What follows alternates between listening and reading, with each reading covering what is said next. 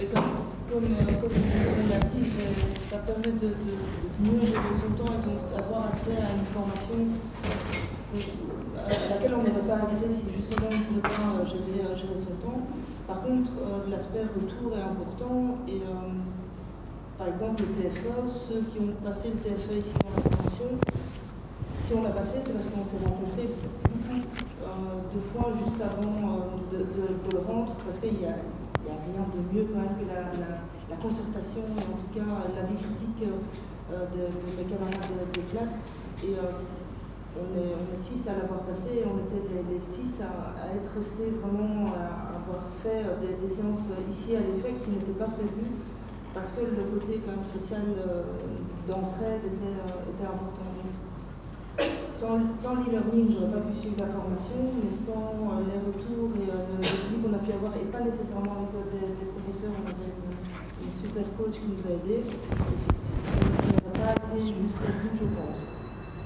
Donc les points positifs, l'activité qu'on peut avoir par rapport à la formation, et le négatif, c'est qu'on a besoin quand même de contact et de critique humain et pas que virtuel. Et même si on sait le faire à distance par Skype ou quoi, le fait d'être sur place et de pouvoir débattre vraiment en direct était très bénéfique. Maxime Duquesnoy, même question. L'emploi des TIS, obstacle ou au contraire aide ou soutien à l'apprentissage chez les adultes?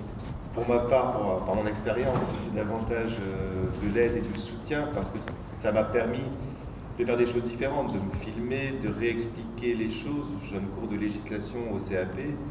Aller voir le décret mission en classe, c'est quand même pas la matière la plus agréable à faire passer. La faire en e-learning avec une vidéo, avec le décret qui se surligne un petit peu à la fois. Bon, je ne dis pas que c'est devenu des grands lecteurs du décret mission pour autant, mais je pense que ça a passé peut-être plus facilement. À côté de ça, je pense qu'il faut toujours garder en tête aussi que utiliser le numérique, peu importe le niveau, peut effrayer les apprenants qu'on va avoir, mais aussi les collègues. Et c'est un peu la même chose si on arrive en leur disant, quel que soit le module de formation, on va envoyer du numérique à tous les cours, tout le temps. C'est un peu comme si on arrivait avec un syllabus de 1000 feuilles qu'on leur pose devant eux en disant c'est ce qu'il faudra faire pour la fin du cours.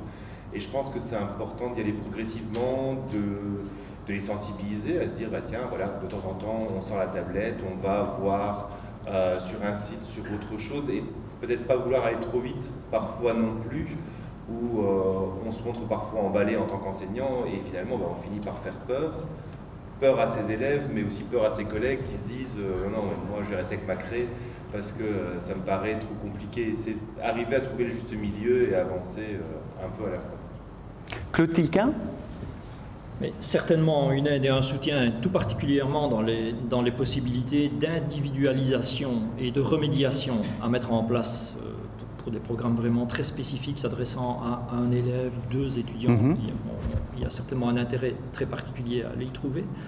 Maintenant, je pense que l'utilisation des TIS en soi n'est pas ni un frein ni un obstacle, mais elle comporte de nombreux obstacles.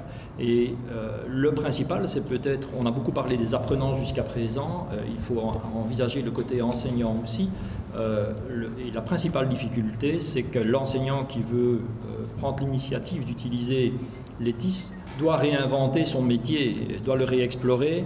Ce n'est plus du tout la même manière de travailler, ce n'est plus la même relation pédagogique, ce ne sont plus les mêmes modalités. Et ne pas remettre tout cela en cause, c'est un peu se condamner comme l'utilisateur lambda d'un logiciel à ne tirer que 10% des possibilités de l'outil qui est mis à sa disposition. Et est-ce que l'enseignant a les outils pour ce faire, justement? L'enseignant commence tout doucement, je pense, à voir se développer toute une série d'outils, mais il est un fait que nous sommes tous dans une phase de découverte et je pense, et donc on développe progressivement, comme je vous l'ai dit tout à l'heure, notamment des modules d'utilisation pédagogique du numérique. Madame Verpoort? Ben, moi, je vais vous dire que c'est un. Ça, c'est la première chose. La deuxième chose, je vais simplement donner des chiffres. À Bipost, pour l'ensemble du pays, on a plus ou moins 300 étudiants qui sont déjà diplômés. On en a encore 200 qui sont en piste. On va encore offrir d'autres opportunités. Et donc, tous ceux qui ont terminé le cycle se sont montrés vraiment enchantés de ce qu'ils avaient fait, et je répète, très fiers de ce qu'ils avaient fait. Et je crois que ça reste vraiment pour du personnel dans l'entreprise avec des horaires aussi variés que ceux que M. Tilquin a évoqués, ça reste la solution pour permettre à des personnes de pouvoir faire de la promotion sociale sans devoir effectivement être à des heures précises, dans un endroit précis, ce qui leur serait impossible. Donc je ne demande qu'une chose, c'est qu'on puisse continuer à développer, et je crois que c'est pour la société en général d'ailleurs. Et je tiens surtout à remercier toutes les personnes qui ont été à l'initiative de ça, parce que c'est un beau projet qui, j'espère, va pouvoir essaimer progressivement, de manière efficace. Bruno Schroeder, un soutien pour vous? Oui, tout à fait. La puissance du réseau d'apprentissage dont vous parliez, c'est quelque chose qui se met en œuvre de manière assez facilement, et on a beaucoup plus de problèmes. Je pense que ce qui est plus un frein, c'est l'adulte qui dit qu'il n'ose pas poser la question à son fils. Alors que là, on est justement dans une technologie et dans un environnement où, a priori, on discute en pair et on peut poser des questions à peu près à n'importe qui, n'importe où. Donc non, c'est définitivement un soutien. C'est un soutien à l'apprentissage des individus. Comme vous l'avez dit, c'est peut-être pas spécialement un soutien au fonctionnement de l'institution. Et c'est clair aussi que je pense qu'il y a, de la même manière qu'il y a un retard à l'adaptation des programmes, parce que la technologie va beaucoup plus vite, il y a un retard assez phénoménal, je trouve, chez les pédagogues. L'adaptation de la pédagogie à l'environnement digital, c'est quelque chose qui n'est pas là et qui devrait déjà y être.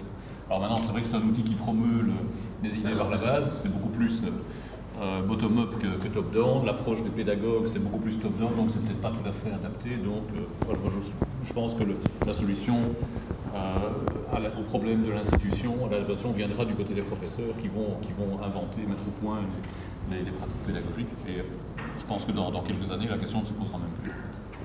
Et on conclut avec vous, François Jourdan. Alors, c'est vrai que l'institution est sérieusement secouée. Il y a un bouquin français qui s'intitule Tsunami numérique, qui le titre le dit assez bien. Et Michel Serres, lui, il dit que certaines institutions sont comme ces étoiles dont on perçoit encore la lumière, mais qui sont mortes bien longtemps.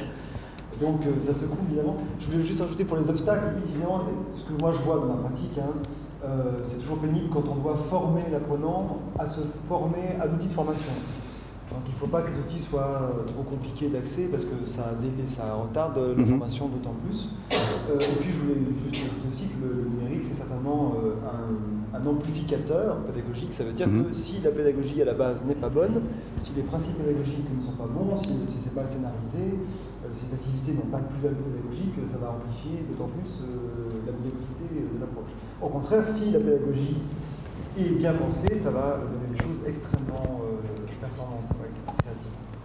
Merci.